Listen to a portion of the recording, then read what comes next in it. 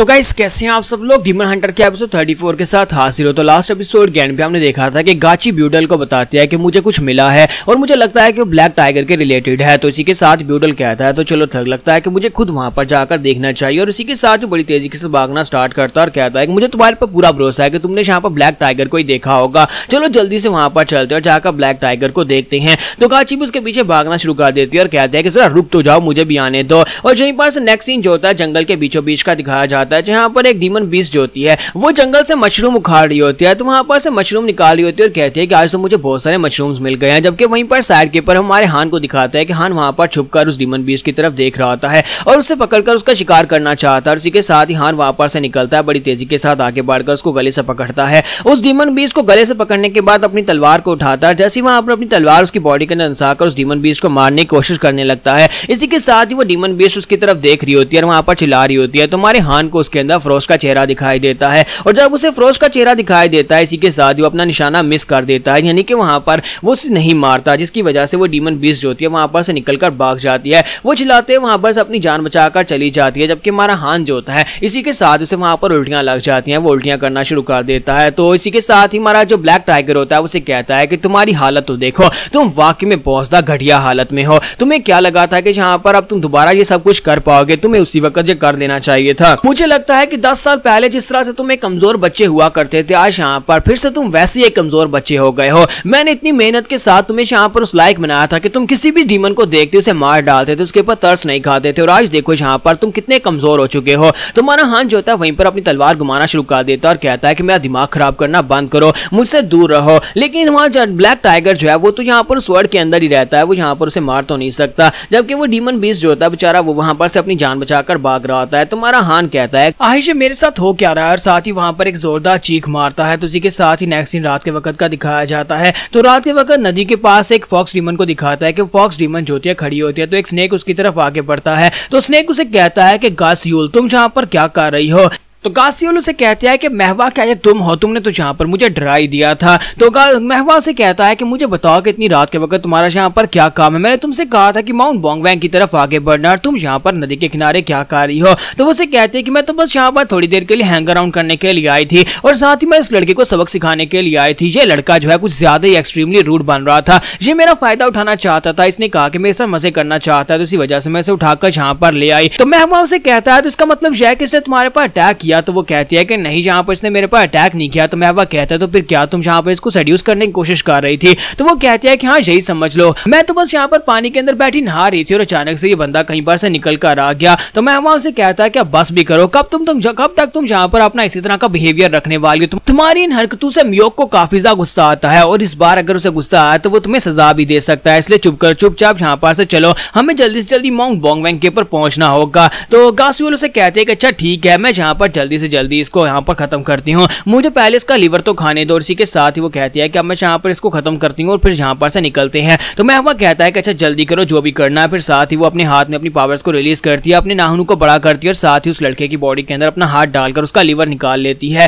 तो इसके साथ ही उस लड़के को मारने के बाद वो कहती है कि इसका लीवर तो काफी ज्यादा फ्रेश और काफी ज्यादा मजे का था और उसे कहती है कि चलो अब यहाँ पर से चलते हैं। और साथ ही वो महवा के साथ वहां पर से चल पड़ती है और कहती है कि ये वाला सारे के सारा लीवर तो मैं ही खाने वाली हूँ। माउंट बोंगवैंग के ऊपर जाने के बाद मैं तुम्हारे लिए वहां पर किसी डीमन को पकड़ूंगी और उस डीमन की स्पिरिट निकालकर तुम्हें दूंगी, यानी कि उसका लीवर निकालकर तुम्हें दूंगी। महवा कहता है कि जो भी करना है बस जल्दी करो, चलो यहाँ पर से निकलते हैं। और दोनों वहां पर से आगे बढ़ जाते हैं। जब किसी के साथ ही नेक्स्ट सीन रात के एक दूसरे हिस्से का दिखाया जाता है, जहां पर जंगल के एक हिस्से में हमारा हान जो होता है वो आग जलाकर बैठा होता है। तो हमारा हान वहां पर बैठा बैठा अपने बारे में सोच रहा होता है कि मैं यहाँ पर कर क्या रहा हूँ। आज यहाँ पर फ्रोस्ट की यादें मुझे बार बार सता रही हैं और फ्रोस्ट की वजह से मैं यहाँ पर किसी डीमन का शिकार भी नहीं कर पा रहा। और वहीं पर आग के अंदर भी उसे फ्रोस्ट दिखाई देती है। तो वो वहां पर अपना सर पकड़कर बैठ जाता है और कहता है कि डैम इट, मेरे साथ हो क्या रहा है। आज यहाँ पर कहां पर ये सब कुछ गलत हो गया, मुझे यहाँ पर कभी आना ही नहीं चाहिए था। आखिर मैं माउंट हुईनामी के ऊपर आया ही क्यों, मैं उस फ्रोस्ट से मिला ही क्यों, फ्रोस्ट को यहाँ पर लेकर आया ही क्यों, मुझे फ्रोस्ट के साथ होना ही नहीं चाहिए था। ये सारी की सारी जर्नी के बीच में यहाँ पर पता नहीं खो गया हूँ।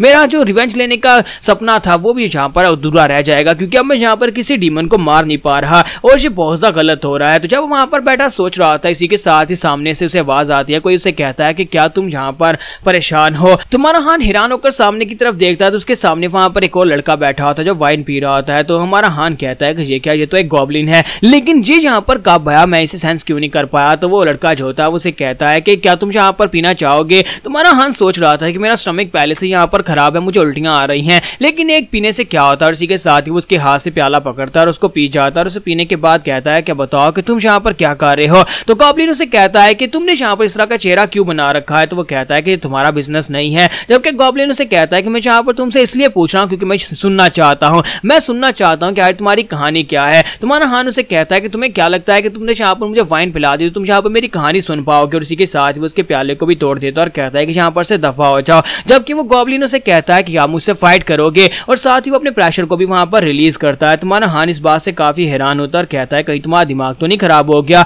अगर तुम्हें यहाँ पर किसी से फाइट ही करनी है तो जाओ जाकर किसी और से फाइट करो, मैं इस मूड में बिल्कुल भी नहीं हूँ। तो वो हमारे हान की तरफ एक छड़ी फेंकता है और उसे कहता है कि इसे उठाओ और मेरे साथ फाइट करो। एक तलवारबाज अगर इस तरह अपना सर पकड़कर बैठा हुआ है तो उसका मतलब यह है कि उसकी तलवार के साथ नहीं बल्कि उसके दिमाग के साथ कोई मसला है। तो अगर तुम यहाँ पर मेरे साथ फाइट करते हो तो मैं तुम्हें बता सकता हूँ कि तुम्हारे साथ प्रॉब्लम क्या है। तुम्हारा हान वहां पर उसके लकड़ी के टुकड़े की तरफ देखता है, फिर साथ ही अपनी तलवार की तरफ देखता है और कहता है कि ये बात तो ठीक है, मुझे लगता है कि यहाँ पर कोई ना कोई मसला तो चल रहा है। और साथ ही वो लकड़ी उठाकर कहता है कि तुमने यहाँ पर मुझे एक लकड़ी क्यों दी है जबकि हमारे पास तलवारें हैं। तो वो कहता है कि मैं यहाँ पर तलवार से तुमसे फाइट नहीं करूंगा क्योंकि मैं यहाँ पर एक्सीडेंटली तुम्हें जान से भी मार सकता हूँ। तुम्हारा हान उसे कहता है क्या तुम वाकई में श्योर। और साथ ही अपनी तलवार को सामने की तरफ पकड़कर खड़ा होता है। तो गॉब्लिन उसे कहता है क्या तुम हमेशा तलवार को इसी तरह से पकड़कर खड़े होते हो। तो वो कहता है कि हाँ, मैं यहाँ पर तलवार को इसी तरह से पकड़ता हूँ। साथ ही हमारा हान जहाँ पर उसकी इंसल्ट कर देता है और उसे कहता है कि तुम्हारे जैसे गॉब्लिन जहाँ पर लकड़ी के साथ फाइट करते होंगे, लेकिन मैं हमेशा से असली तलवार को यूज करता आया हूँ। और तुम यहाँ पर अगर लकड़ी के साथ फाइट करनी है तो चुपचाप फाइट करो, वरना यहाँ पर बातें मत करो।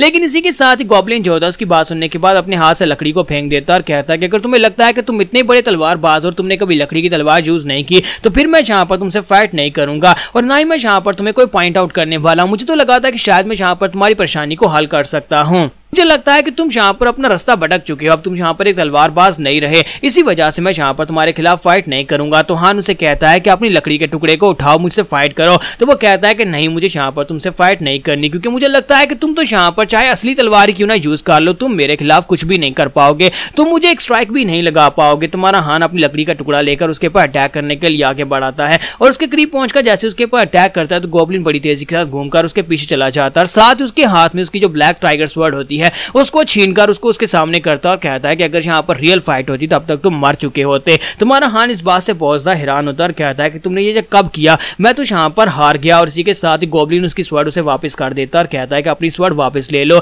तो हान उससे पूछता है कि तुम्हारा नाम क्या है। तो गॉब्लिन उसे कहता है कि मेरा नाम सारीबी है। तुम्हारा हान उसे अपना नाम बताता है और उसे कहता है कि चलो यहाँ पर क्या एक रीमैच करें, इस बार मैं यहाँ पर तुम्हारे साथ सीरियसली फाइट करना चाहता हूँ। तो सिराबी उसे कहता है कि हाँ क्यों नहीं, चलो यहाँ पर फिर एक रीमैच करते हैं।